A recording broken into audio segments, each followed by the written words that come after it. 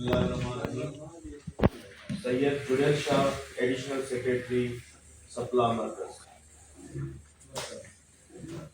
तमाम आयल दोस्तन खे दिल जी गहराइन सां वेलकम कयूं पिया ऐं इन उम्मीद सां त जिथे असां बीठा हुयासीं या जिथे असां मायूस थियासीं या जिथे असां रुकिया आहियूं उतां खां वरी नई सही हिकिड़ो सफ़र शुरू कयूं। यकीनन एजेंडा त क्लियर आहे ऐं जेके एजेंडाऊं आहिनि उहे असांजूं जाइज़ आहिनि। ईअं न आहे त को असांजूं वॾियूं ख़्वाहिशूं आहिनि, असांजूं जाइज़ एजेंडा आहे। टाइम असांजो जेको हाउस रेंट आहे, कन्वेंस अलाउंसिस आहिनि, पगारनि जो वधाउ आहे, इहे सभु जाइज़ मसइला आहिनि। ॿी जेकी शइ आहे, इदारनि खे प्राइवेट कयो पियो वञे, इंतहाई अहम इशू आहे।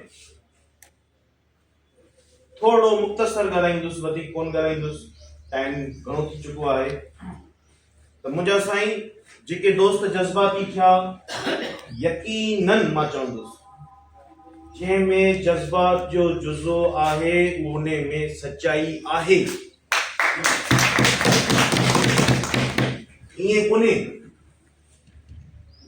ऐं ॾाढी ख़ुशी थी थिए त सॼी सिंध में जॾहिं मायूसी जी हिकिड़ी लहर आहे, उन जे बावजूद बि हेतिरा दोस्त गॾु थिया आहियो। तव्हां सभिनी खे मुबारक। ॿी ॻाल्हि इहा आहे साईं, हिते सभु तक़रीबन उहिदेदार वेठा आहियूं, हर तंज़ीम जो नुमाइंदा माण्हू वेठो आहे। मूंखे यादि थो अचे, मां माज़ी ते थोरो ॻाल्हाईंदुसि। मर्कज़ जे तरफ़ां मां मीरपुर ख़ास जी रैली में शिरकत कई। तॾहिं मूं हुते रविया ॾिठा हुया, स्टाइल ॾिठो हुयो, पर पोइ बि उन जे बावजूद बि मूं कारकुननि जी मोहबत, कारकुननि जी सच्चाई ॾिठी हुई। मां जॾहिं उन ट्रक ते बि जॾहिं ॾिठो, यकीन कयो मुंहिंजी नज़र खुटी वई। मूंखे माण्हू जो तइदाद जी जेकी शइ आहे उहा न पई खुटे। हाणे कारकुन पंहिंजो फर्ज़ अदा पियो करे, लीडर उन खे सॾु पियो करे, कारकुन अचे पियो, कारकुन पंहिंजो फर्ज़ अदा कयो आहे। मिसमैनेजमेंट चइजे या उते कमियूं पेशियूं चइजनि, जॾहिं टेबल टॉक्स थिए पई ऐं उते उहो लीडर जेको आहे उहो ख़िलाफ़ पियो वञे, त मां यकीनन सां चवंदुसि त जॾहिं हेॾी वॾी बहादुर फौज जो जेको सिपाह सालर आहे, जेको लीडर आहे, जेकॾहिं को टेबल टॉस हुन में कोन पियो थिए या उहो उतां फेल थी मोटे पियो, त हुनजो को न को रीज़न आहे, को न को मक़सदु आहे, का न का शइ आहे। जंहिंजे पोयां एॾा वॾा सिपाही हुजनि, जंहिंजे पोयां एॾा 18-19 जा प्रोफेसर हुजनि, पढ़िया लिखिया माण्हू हुजनि, जंहिंजे पोयां रेवेन्यू जो डिपार्टमेंट हुजे, जंहिंजे पोयां इरिगेशन जो डिपार्टमेंट हुजे, जंहिंजे पोयां सॼी सिंध जा मुलाज़िम हुजनि, ऐं उहो सिपाह सालर जेको आहे टेबल टॉक्स नथो करे सघे, इहो ख़िलाफ़ आहे, इहा मायूसी आहे। ऐं हींअर बि जेको टाइम हले पियो, वक़्तु आहे, उहो असांजे लाइ चैलेंजिस आहे, यकीनन चैलेंजिस आहे।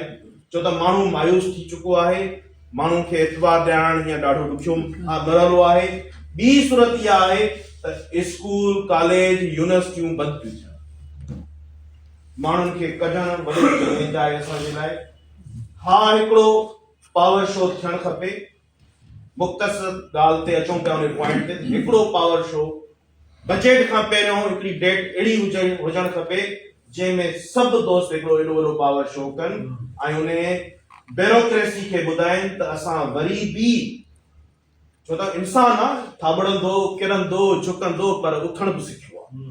असां वरी उथिया आहियूं, मतां सोचो त असां झुकिया आहियूं, न असां उथिया आहियूं, असांजो रुख इहो आहे त हाणे असां वरी ईंदासीं। मतां सम्झो, छो त ॾिसो माइंड सेट आहे, असां हर वक़्तु मायूस था थियूं। ब्यूरोक्रेसी जो माइंड सेट आहे, इहे घुमी फिरी असां ईंदा, असां हिननि खे लॉलीपॉप ॾींदासीं, असां हिननि खे का अहिड़ी शइ ॾेई छॾींदासीं, वरी वञी घरनि में वञी वेहंदा। पर हिन चकर ईअं कोन थींदो, इंशाअल्लाह। हिन चकर असां पूरी उमीद आहियूं।